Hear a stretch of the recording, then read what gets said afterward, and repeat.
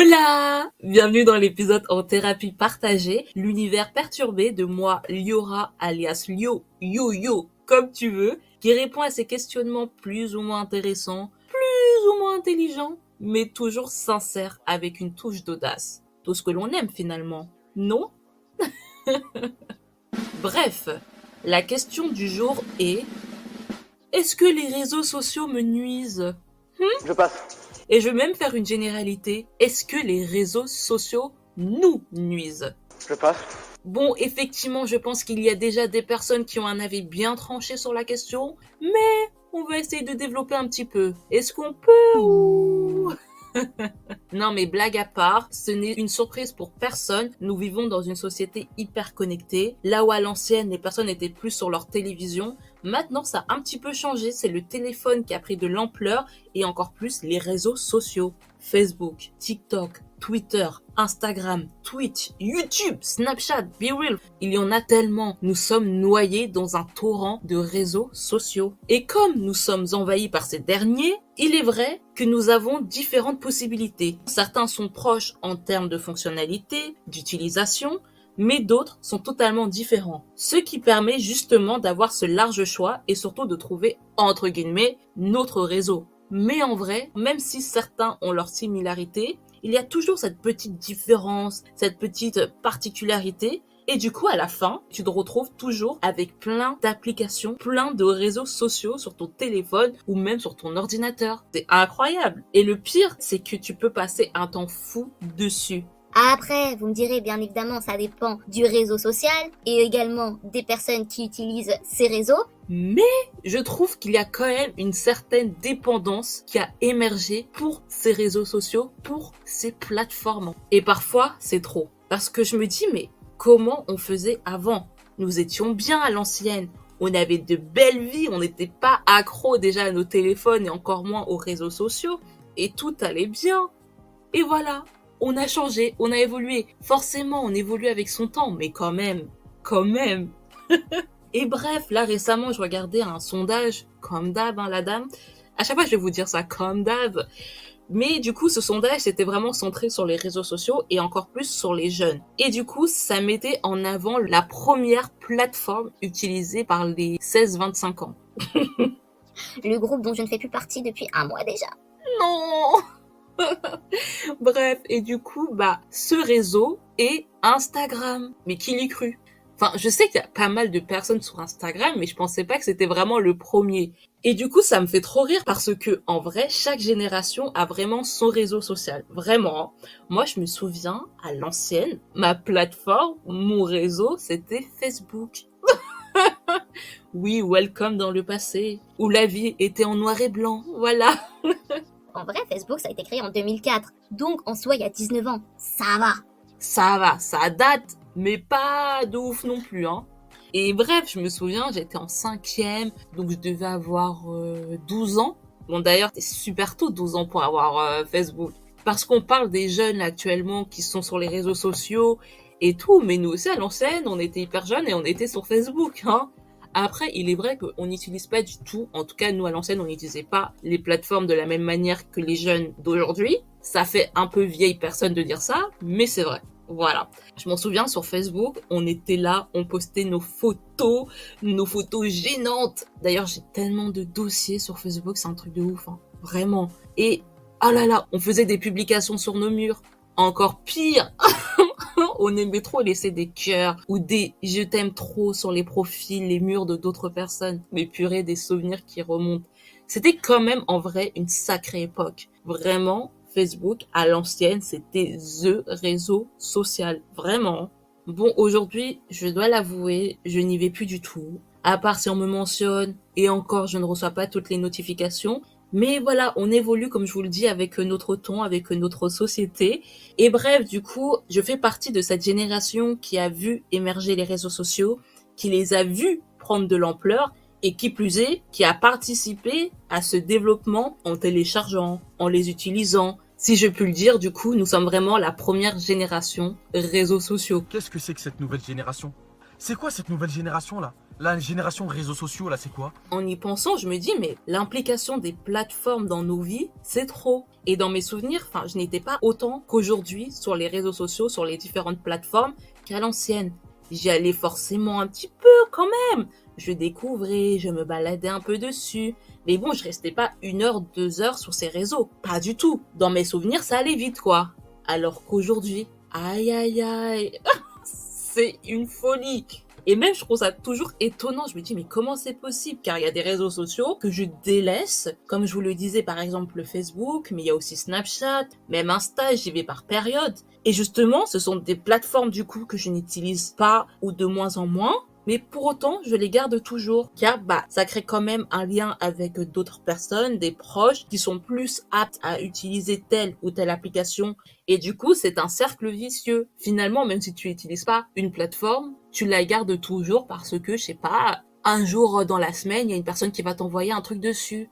Chaque personne a vraiment son réseau préféré. C'est logique. Et bon, voilà, il y a des applications aussi que j'utilise moi, comme je vous le disais, mais il y a aussi celles que j'utilise trop, justement. Et en premier, YouTube.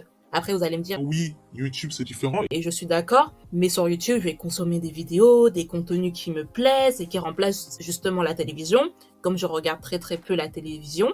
Et c'est un peu un substitut avec des personnes ou des contenus que tu aimes. Mais dans tous les cas, YouTube, ça reste quand même un média social. Donc, je le mets dedans. Après, nous avons Twitter, X.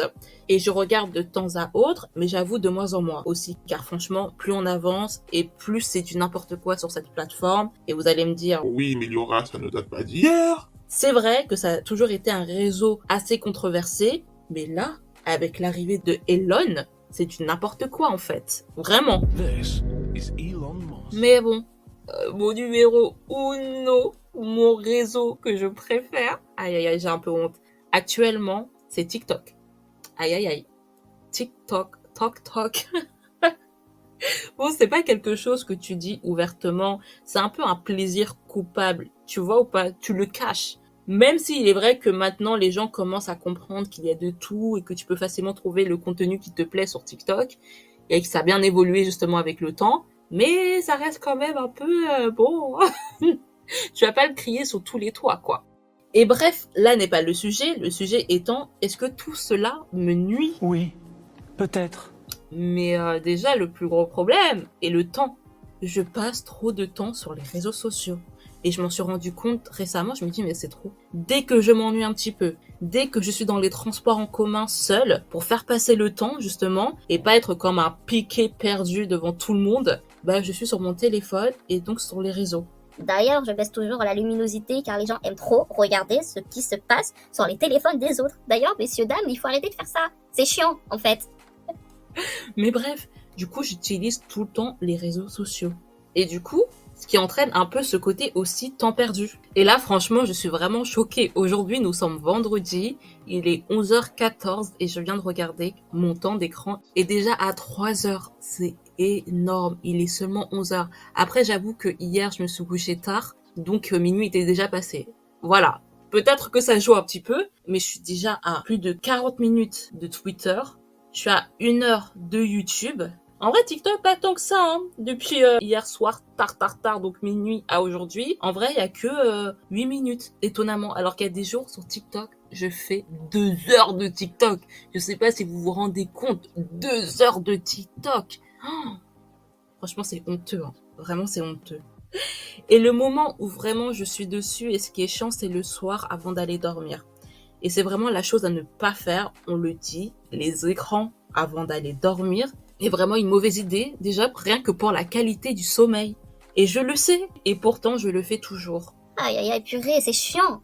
Et comme je vous le disais, nous avons grandi avec les réseaux sociaux, avec les écrans, parce que je vais mettre ça dedans. Et plus je grandis justement, et plus, à cause de cela, j'ai un manque d'attention et de concentration, mais énorme.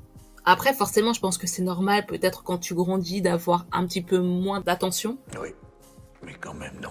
D'ailleurs, même quand je regarde une vidéo sur YouTube ou une série où je n'ai pas besoin forcément d'être assidu dessus, je vais être sur mon téléphone. C'est devenu une habitude assez grave. C'est presque un automatisme.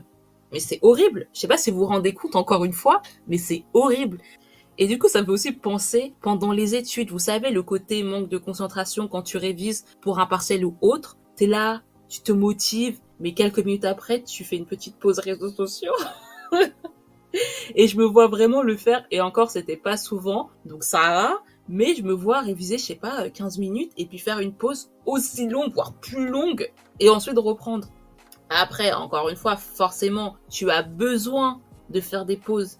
Mais il y a pause et pause. Voilà, vraiment. Et quand ta pause dure plus longtemps que ton temps de révision, il faut se poser les bonnes questions. Et puis en vrai, c'est triste, hein, parce que ça crée une certaine dépendance aux réseaux sociaux et aux écrans en général. Et c'est horrible pour nous, finalement, à la fin. Bon, j'ai listé 2 effets bien négatifs, mais ce ne sont pas les seuls. Ça se termine jamais. Vous voulez un autre tour? Non! Et si, encore un autre tour, c'est parti! Ok, let's go.